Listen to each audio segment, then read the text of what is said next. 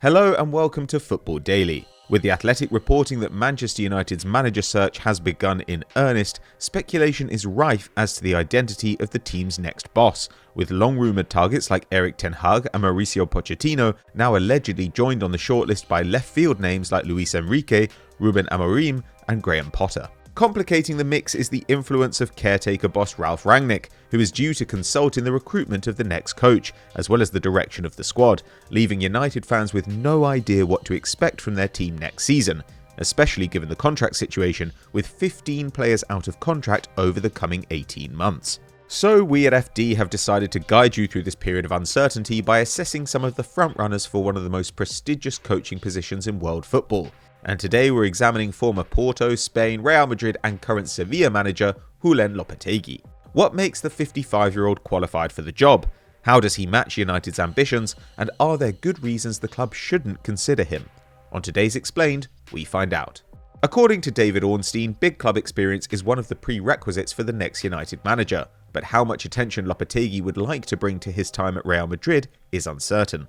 The Spaniard took charge of Los Blancos in the summer of 2018 with the impossible job of succeeding three-time Champions League winner Zinedine Zidane, but his practical and collective style didn't suit a squad used to beating opponents through individual brilliance rather than unglamorous teamwork, and he lasted only 2 months before he was shown the door. However, Lopetegui was a respected and experienced tactician before he foolishly put his career in Florentino Perez's hands.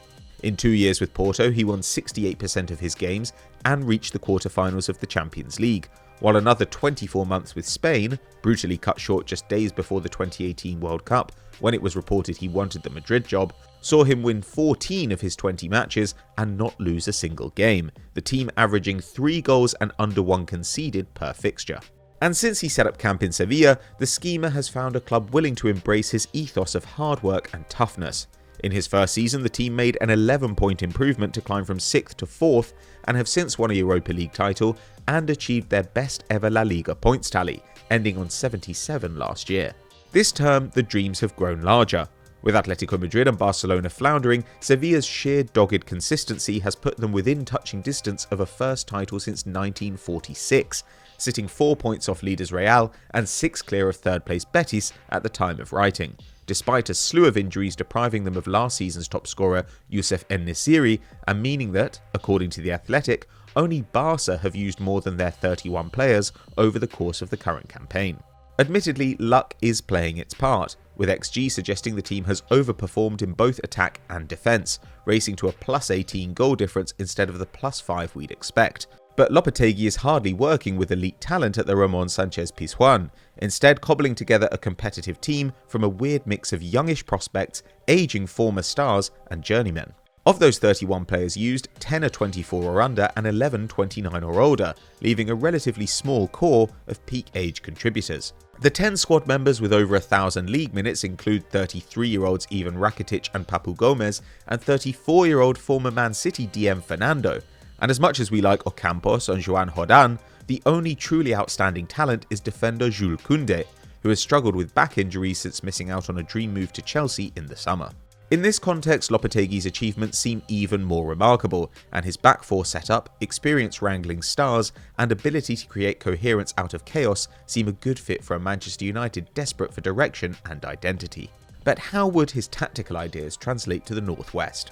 Recruiting a new boss for Manchester United isn't just about finding someone good, it's about finding someone who will play the way United fans demand, and in some respects, Sevilla under Lopetegui do play like a traditional big team, though maybe not one United would like to be. Like most Spanish bosses, the coach favours a heavy possession style, with the Rojiblancos keeping the ball over 60% of the time and trailing only Real and Barca in passes completed per game. But that can make for football which is perhaps a little too patient at times.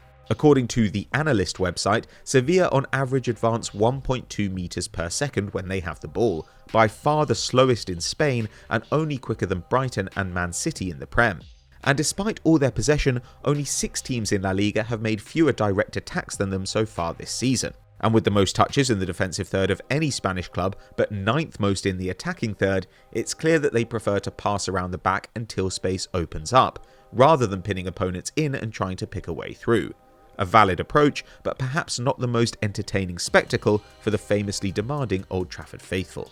Where Lopetegui does seem to mesh with United though is in his use of the flanks. Sevilla like to drag opponents to one side before quickly transferring the ball to the other, with the most crossfield switches in La Liga, and once they do so, they rely on aggressive fullbacks to create chances. After Ivan Rakitic, Jesus Navas and Marcos Acuna are the team's top chance creators, and rank second and third in the top flight for crosses per 90. And while that may seem a little retro to those of us who grew up on the intricate patterns of Pep and Wenger, it could be highly effective for United, who possess decent attacking flankers in Shaw and Dalot, as well as big aerial presences in Ronaldo, Cavani, and even Rashford and Pogba. You can also see how Lopetegui's tactics would fit Ralf Rangnick's recruitment. When the coach took charge of the Nervionenses, 13 teams pressed more than them, but they quickly rose to second in the division by PPDA, a measure of how often they attempt to disrupt opponents' play. That's dropped a little as the rest of the league has adopted a similar style, but a defensive action every 8.8 passes would place third in the Premier League this campaign, behind Leeds and Liverpool. However, the way Sevilla use their press is very different to our usual idea of those teams. Though they close down often, the club doesn't really win the ball back so much as they try and force it back, ranking bottom of La Liga for tackles and interceptions and 13th for shots created off turnovers. This isn't a Klopp gegenpress with the team using aggression to get what they want, but a Hasenhuettl defensive press used to stop the opposition getting what they want. Given that Rangnick historically plays the same way and hired Hasenhuettl at Leipzig, you can see the attraction. As a consequence, Sevilla have been horrible to play against, with expected goals suggesting that the team's defence was actually the best in Spain last season, and only 33 actual goals conceded in their 38 fixtures, while this year they've led in 16 in 22, the second best in Europe behind Manchester City. But the downside of this, and the biggest red flag, is Lopetegui's attacking play. Sevilla have averaged just 12 shots a game during his time at the helm, and by expected goals per 90, they've placed 5th, 6th and now 11th in La Liga over the last 3 seasons. Of course, you'd expect that to improve with talent like Bruno Fernandes and Jadon Sancho at his disposal, but Lopetegui had similar struggles at Real Madrid, Los Blancos scoring just 12 goals in his 8 games in charge. Can he put together a more adventurous attack while maintaining the solid defence, which has been the bedrock of his success? With the most expensive squad ever assembled at Old Trafford, the expectations are sky high. He may be smart and accomplished, but the question of whether Lopetegui is the best fit and the safest custodian of the Red Devils' exciting youngsters remains an open one. If we're totally honest, it feels like something will have to go wrong for Lopetegui to end up United boss, but things going wrong is par for the course these days at Old Trafford. Plausible alternatives are thin on the ground, with other big clubs like Juventus and Real Madrid returning to old coaches rather than risking new ones, and of the options most commonly linked, Mauricio Pochettino could easily decide to persist at Paris Saint-Germain, while Erik has reportedly turned down Tottenham and Barcelona in the past to stay at Ajax. If they missed out on those targets, United could do worse than devote a couple of years to building a balanced, athletic squad fit for a modern coach, and Lopetegui would get the players working together, extract value from the defensive pairing of Maguire and Varane, and keep the club's name clean, with no track record of whining in the press or hanging his squad out to dry. A welcome change after Mourinho and Solskjaer, both of whom regularly criticised their players in public. He'd also signal an important new direction for the club, who for too long have prioritised big names over usefulness, an approach which not only brought about Mourinho's disastrous spell in the dugout, but has created a squad full of brand recognition but with no heart, lacking the grafters which power rivals Chelsea, City and Liverpool, and which were one of the great strengths of Alex Ferguson's reign in Manchester. Was the team really better off for signing Cristiano Ronaldo, or would some cheap rotation midfielders have done more to improve the side? By hiring Lopetegui, United would signal that they have understood their mistakes over the last decade.